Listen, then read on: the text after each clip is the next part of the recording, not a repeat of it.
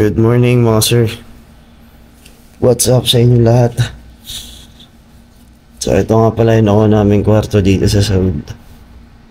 Ayan, so pagigising ko lang.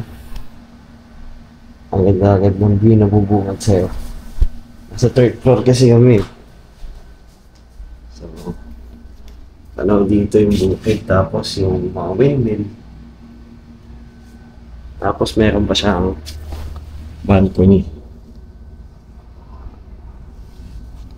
Okay na rin. Kasi naka-aircon. Malaki yung space. Pwede kayo mag-add ng bed kung may kasama kayo. Then may kasama na HCR. At dahil medyo late natin, hindi kami nakapag-alarm. Pakasunog tayo ngayon pag nagdagat tayo. Anyway, maghanap muna kami ng kakainan. We'll do breakfast, then after nun, diretso dagat na. Okay, bye! Let's go. Okay guys. Kain tayo.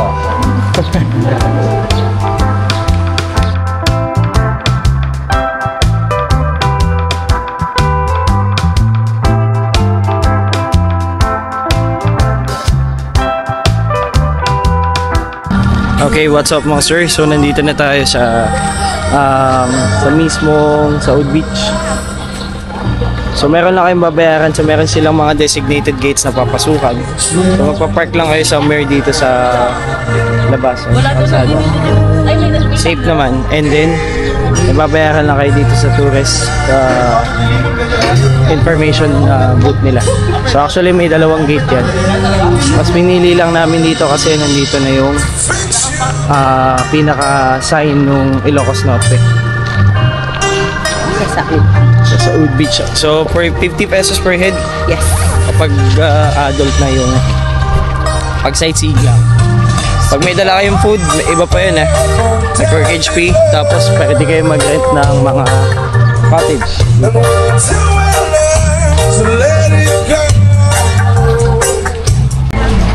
Alright mga sir. So nandito na tayo sa Saud Beach mismo, sa tabi ng dagat nila. Solid din. Ang Boracay din yung dating. Fine white sand.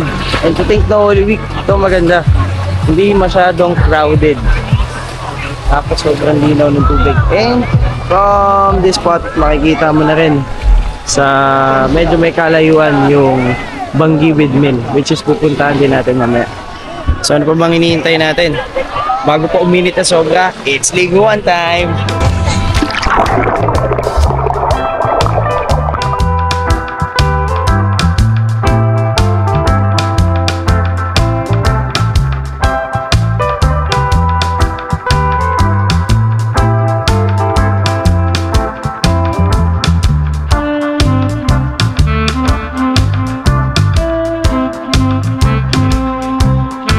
Paalam Saud. Kami ay pauwi na. Uwe, papunta. Bigan. So, palis na kami. Kamang sukutan na. Si-set up na si Saito. Green. Hirap na, Saito. Ulay pa ng helmet ko. Ay, waran ang biyahe.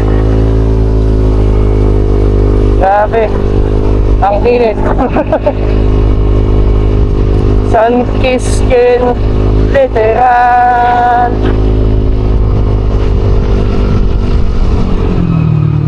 Ito yung main road ng Pagudpud, Ilocos Norte. Kapag tumanan ka, pabigan, at kumaliwa ka, pagkabit mo. At makakatuloy o marami rin magkakay, mga kaibigan natin. Rider. Siyempre, hindi lang yun. Yung ibang mga naka-performance yun. Buddy, andito na tayo sa Batangas Bridge. Ganda. Ganda naman yan.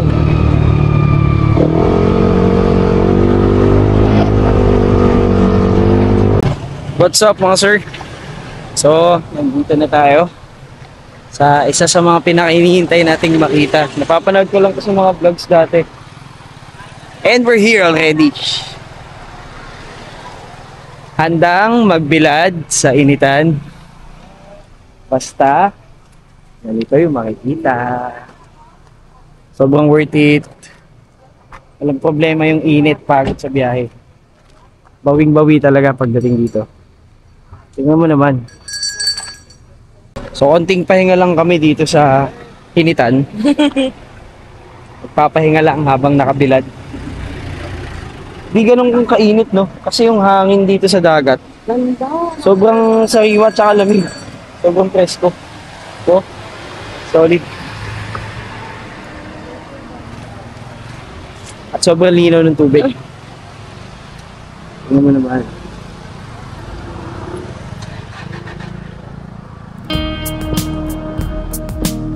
Wow.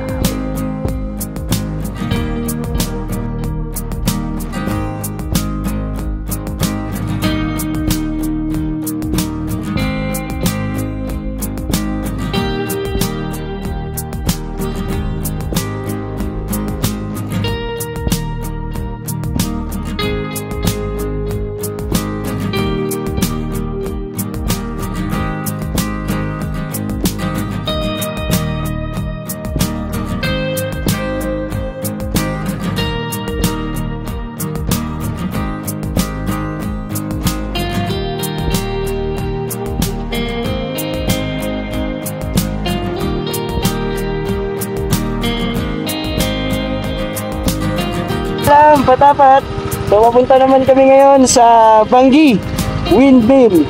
Let's go. So, meron dito approximately dito sa Google Maps is 43 minutes daw yung biyahe. So, malapit-lapit lang. 33 kilometers. 30 kilometers. Let's go.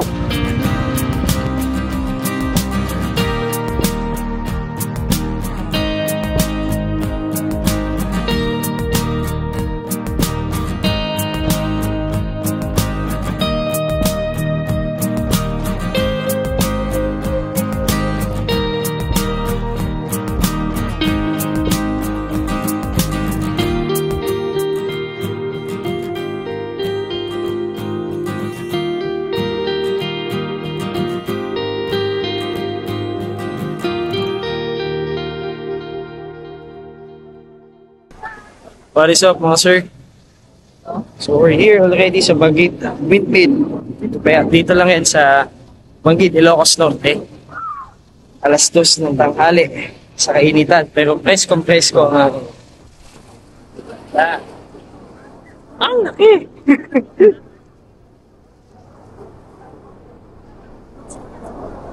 Tulad ko yung dagat dito. It's a sign na malalim yan.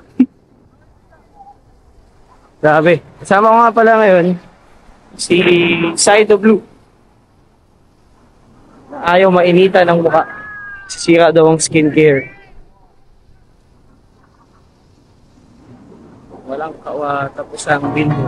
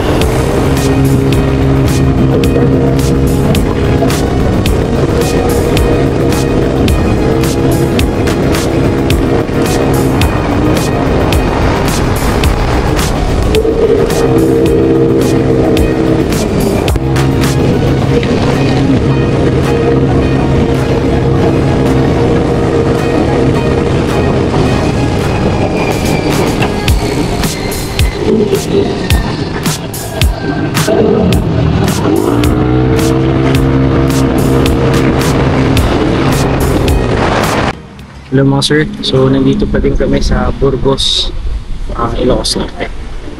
Dito na kami abutin, o dito na kami nabot ng gutom. Late lunch na to actually.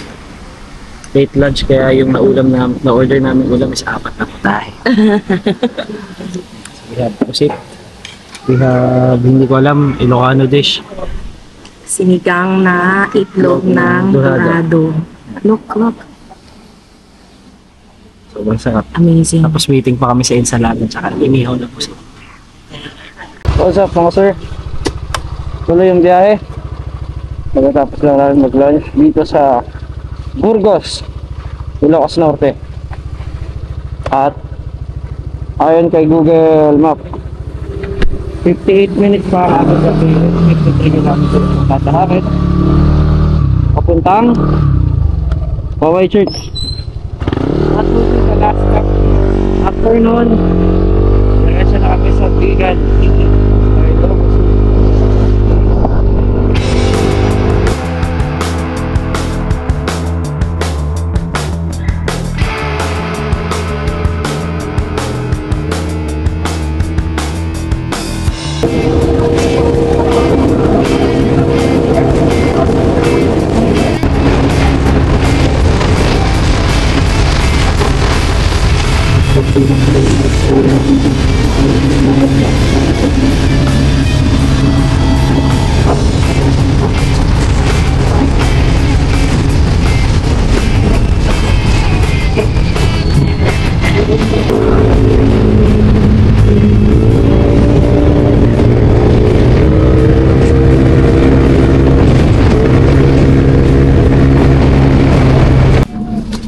Okay mga sir, so we are here now sa Poway, Ilocos Norte, dito sa Poway Church. Tingnan naman kung gaano kaganda yan. Okay, isa na rin sa plano namin talagang dumaan dito sa trip na to, since usually kasi every Holy Week umuwi talaga kami sa province namin. However, since ito na lang yung time namin, lalo na siya yung kasama natin to enjoy yung long weekend, which is 4 days. We choose na magpaliban na lang yung pag-uwi this time. Tapos ito na yung magsisilbing bisita iglesia namin ngayong Holy Week. Panit!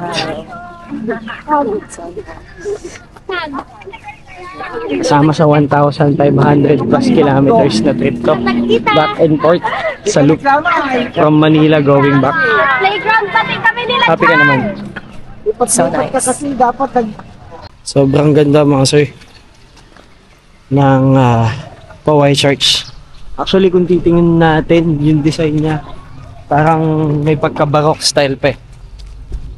It was designed, or it is a kind of design during Spanish colonization here in the Philippines.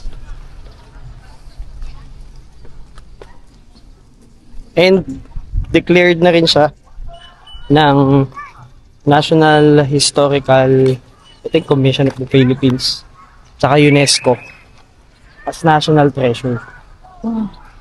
Yeah. Isa na to kasi sa pinakamatandang, or isa sa matatandang simbahan na meron tayo.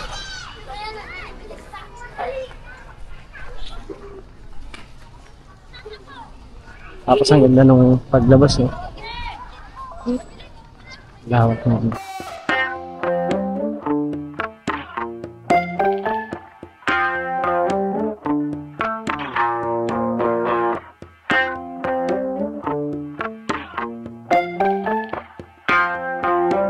Alright mga sir, papalis na tayo dito sa Poway. Kaya na po checking, babagtas tayo or babiyahe tayo ng 65 kilometers papunta ng Bigan City kung saan tayo mag-i-spend ang ating huling gabi. Okay, so 65 kilometers in total of 1 hour and 20 minutes. So depende yan sa ating magiging pacing. So tatawirin na natin ang Ilocos Norte going to Ilocos Sur. Let's go!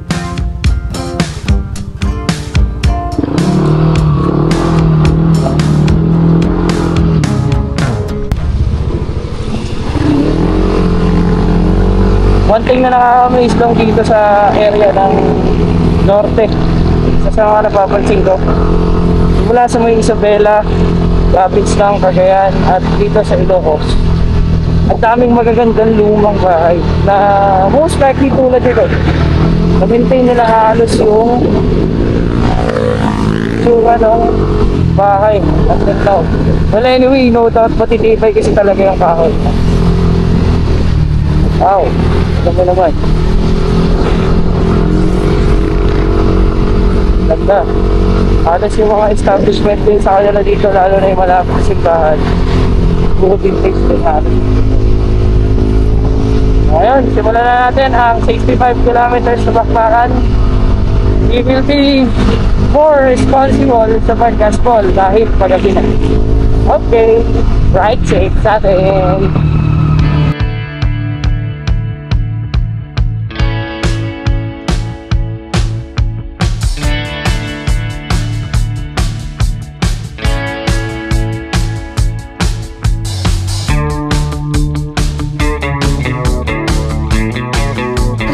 What is up, sir?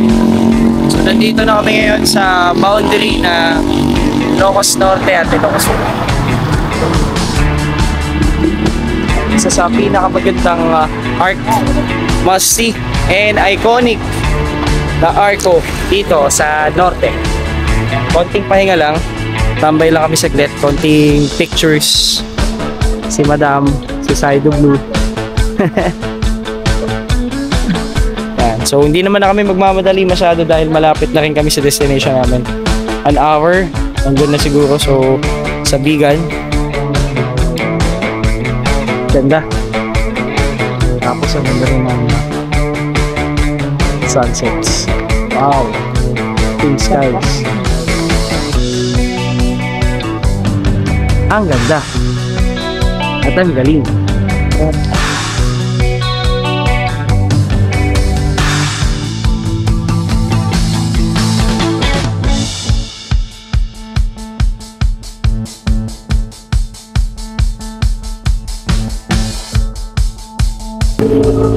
What is up, mga sir?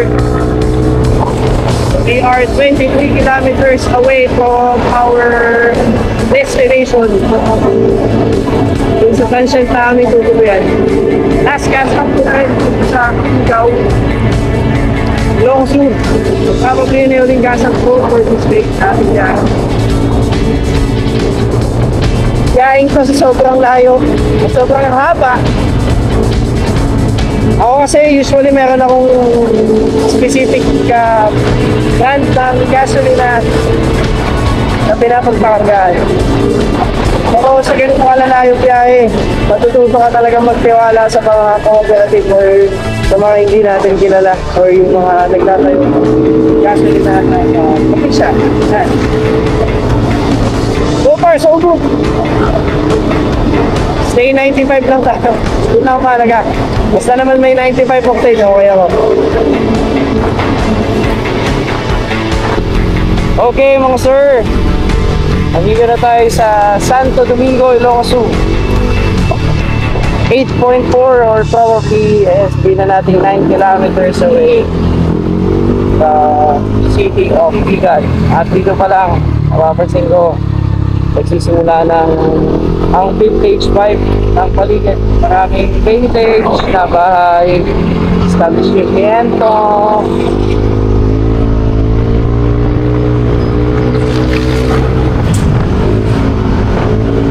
Papasok ng Bigan. Ay, yan. Pwede tayo na tuloy. Wow. Kaya.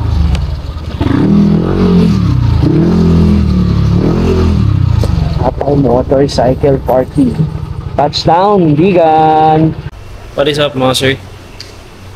Okay, so nandito na tayo sa nakapag-check-in na tayo sa ating tinuluyan na transient dito sa Bigan, which is the Ivy and Dayan Transient House. So hindi na kami paka-choosy pa at this point. Pwede na sa amin to kasi gabi na rin naman. And we're planning to go to Manila by at least 8 or 9 in the morning tomorrow. So ano yung mga meron dito inclusion? Actually it's 700 Common CR. Okay na rin, malinis naman.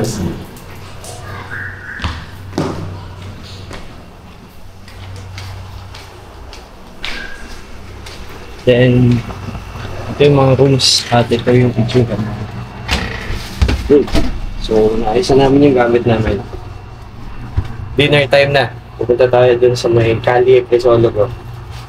And then we'll see kung anong trip nito ang gagawin natin. Pag siniswerte ka nga naman, we're planning na mag-trike na lang at hindi na magmotor. Aka naman mapahinga rin yung pagdadrive ko, naumay na ako. Tsaka yung motor din mismo. At nag-iisip kami kung ano magiging dinner. Paglabas namin sa kanto ng tinutuluyan namin, saktong nakita namin to. Parang empanada house talaga siya na OG. Legit na mga na original na empanada. At okay.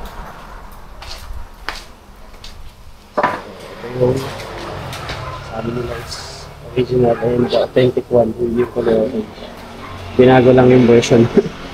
And so mas familiar lang tayo dun kasi yung mga stall usually na nakikita natin is kulay orange na.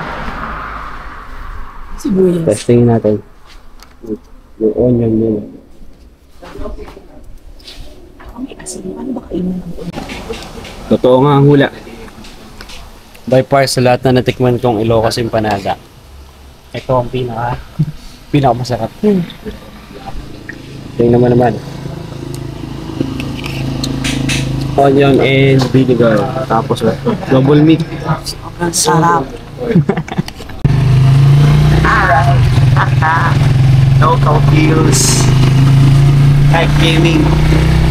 Apo ng Kaspulan dito sa Maybigan.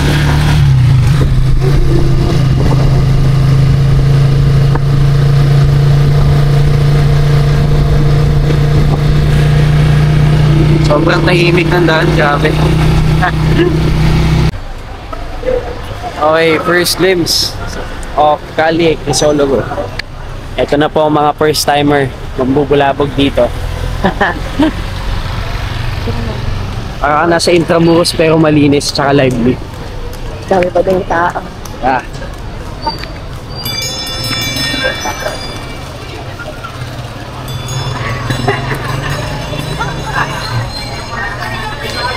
Kung tamad ka maglakad, kaya ka magkabayo, marami kang budget.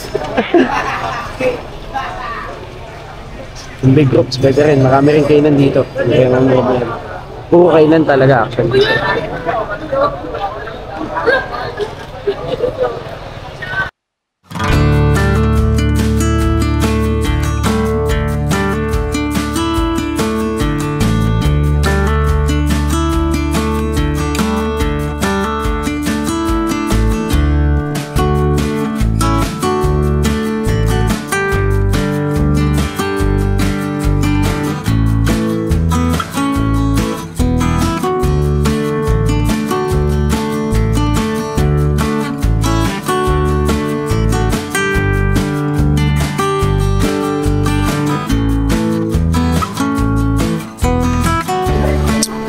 Unang binanatan sa Cali Crisologo, ice cream.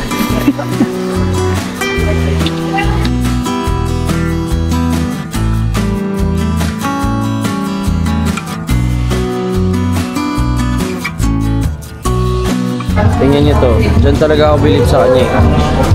Mga sleeper na ganito yung type niya actually. Taga Laguna yan Wala. Pero dito bibili na ang ganyang klaseng janelas sa Bigan. Ang naman sa'yo. Dami-dami sa Laguna niyan. Sabi mo kung anong trip mo. Okay, di trip mo.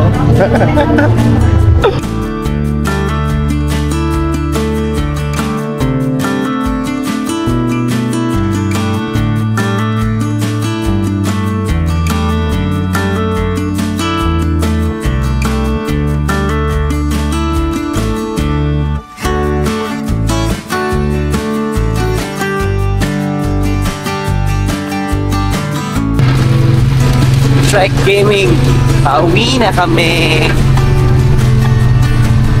Loaded ang mga person at pagod.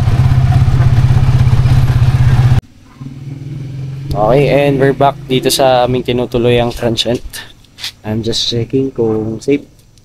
Safe na ba si Roxy? So far, okay naman. Yan. So, itong kasama ko. Actually, pati ako.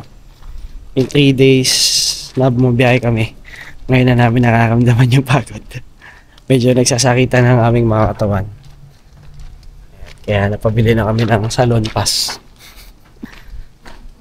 Anyway, isa lang ang sagot sa sakit na aming nararamdaman. For sure, tulog. Kasi mababa pa yung biyahe natin bukas. Actually, 12 hours approximately. 400 plus kilometers pa. Pabalik ng Manila. So, kailangan i-condition ang ating katawan.